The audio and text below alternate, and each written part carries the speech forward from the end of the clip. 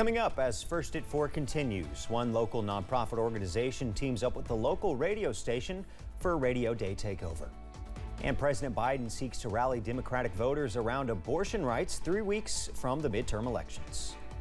Plus, it was a freezing cold morning today, and more of the same can be expected tonight across the mountains. That breakdown is ahead as First at 4 continues.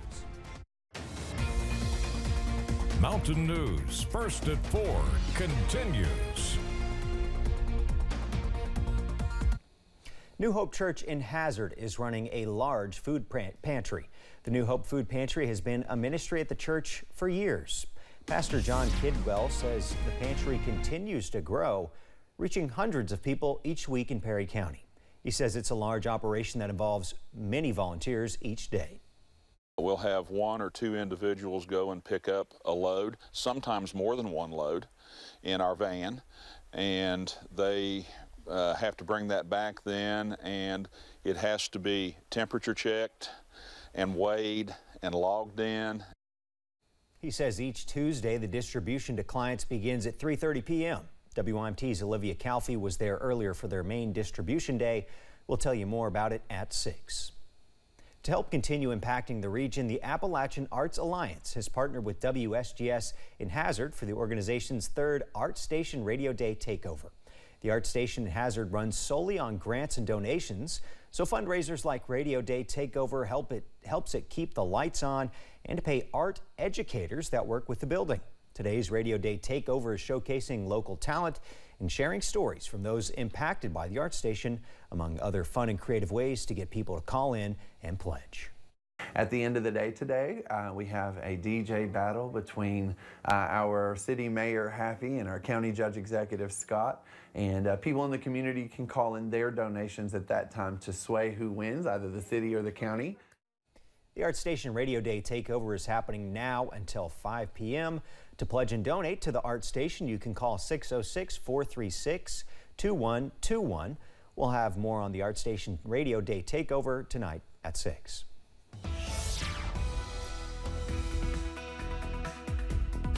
Well, not looking too bad out there right now in terms of precipitation anyway, but it is cold, it is cloudy, and many of us are once again under a freeze warning tonight. We added, basically, if you're in Powell, League, Owsley, Clay, or Bell counties, and pushing off to the west, you were added to that freeze warning about a half hour ago, joining our friends in East Tennessee and Campbell and Claiborne counties and our friends in Southwest Virginia, Lee, Wise, Dickinson, and Buchanan counties, along with the independent city of Norton.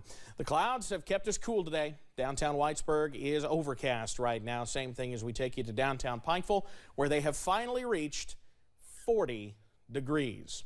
We should be at 69 for a high this time of year, so it is frigid outside by mid-October standards. 37 in Harlan, 39 Jonesville, 38 still in Clintwood, and 39 in Logan. We're starting to see some of those mid-40s filter into our western spots like Irvin and Somerset, where we're starting to see a few breaks in the clouds. But either way, outside of some drizzle, we should stay dry as we run through the remainder of the afternoon and into the evening as well. A look out for tonight down to near 30. Mostly clear and quite cold as we continue through tonight. Details on when we could see some warming conditions, that's in a few minutes. Keaton? Quite cold indeed. Thank you, Evan. Abortion has galvanized voters across the country, but whether or not the issue is a determining factor in which party controls Congress remains to be seen. CBS's Natalie Brand is on Capitol Hill with more. 3 weeks before Election Day, President Biden redoubled efforts to rally Democratic voters around the issue of abortion rights. If you care about the right to choose, then you got to vote. Speaking at a Democratic National Committee event, the president says if Democrats hold Congress, the first bill he will send to Capitol Hill is one to make Roe v. Wade the law of the land. When Congress passes it, I'll sign it in January, 50 years after Roe was first decided the law of the land. Getting such a bill to his desk would require a 60-seat majority or changing filibuster rules. But the latest CBS News polling estimates the Senate is still a toss-up. Abortion has become a big focus on the campaign trail in the nation's most competitive races, including the one for Ohio's open Senate seat. If the Republicans control the House and the Senate, We won't be able to codify Roe v. Wade, which I think is the smart move us away from chaos and back to some stability. So I will spend all my time trying to fight a national abortion ban. The Lindsey Graham bill protects babies who are 4 weeks and older, fully formed babies who can feel pain, and it provides reasonable exceptions. If you can't support legislation like that, you are making the United States the most barbaric, pro-abortion regime anywhere in the entire world. Advocates on both sides of the issue are pouring time and money into outreach to swing voters, but many say it's not the only issue on their mind. I can't vote on one issue. I'm not a one-issue voter. CBS News polling shows among likely voters, abortion trails other issues such as the economy and inflation. Natalie Brand, CBS News, Capitol Hill.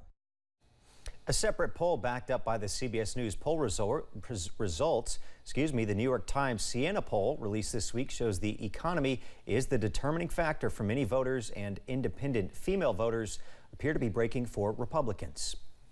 Abortion rights have emerged as a driving factor for Democratic voters this fall, months after the Supreme Court overturned Roe v. Wade.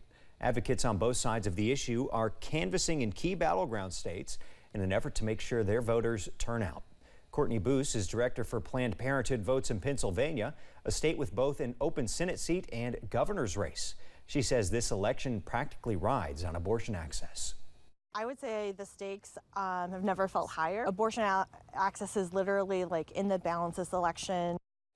A new CBS News Battleground Tracker poll found the percentage of voters who say abortion is very important to them is a little lower, now at 54% compared to 59% back in September. Midterm election day is exactly 3 weeks away from today, and Kentuckians will head to the polls to vote on 2 constitutional amendments. Many eyes are on Amendment 2, which addresses the right to an abortion. Kelsey Sudo is speaking to those both in favor and against the amendment to break down the issue. Abortions aren't currently being performed in Kentucky except for medical emergencies under a state trigger law after the U.S. Supreme Court in June struck down Roe v. Wade. Pro-choice groups have already filed lawsuits on behalf of providers, claiming the ban is unconstitutional. The Kentucky Supreme Court, however, won't hear that case until November 15th, an entire week after the election.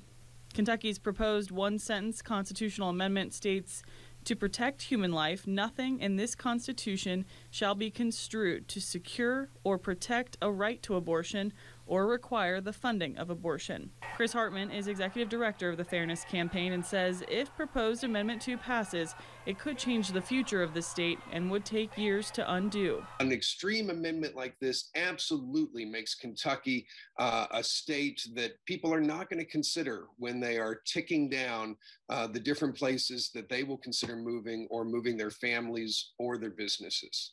States who have passed similar amendments include Tennessee, Alabama, West Virginia, and Louisiana. Recently, Kansas voters struck down a comparable measure. Adia Wuchner is a former state rep, now the director of Kentucky Right to Life, who says passing this amendment will allow lawmakers to be lawmakers. Keeps the issue of abortion out of our Constitution as a right. You can't interpret or invent a right. But assures one thing that Kentucky taxpayers of all, no matter what side of the abortion issue you're on, they have not wanted their taxpayer dollars to be spent. Opponents of the measure have far outraised supporters of the amendment. In Lexington, Kelsey Soto, WKYT. The general election will be held November 8th. Is the pandemic still impacting Kentucky students? Test scores make it appear so. A new report from the Kentucky Department of Education shows students are still struggling. State education leaders say it's going to take time to get students back up to speed. We know the problems. We knew the problems were there before this data became available. Now it's important to continue the work of recovery. The problems the education commissioner is referring to appears when looking at the graduation rates and ACT scores. Four-year graduation rates, dropped for the second straight year statewide. And 5-year graduation rates dropped for the first time in 5 years. ACT scores rebounded slightly after a full point drop-off last year, but they're still sitting a full point below the composite score from 2017, which was the highest in the last 5 years. Coming up as First at 4 continues, another car manufacturer is dipping their toes into the EV pool. As chilly air continues to invade the mountains, a dreary, drizzly afternoon for our friends in Southwest Virginia. The latest on when sunshine returns ahead.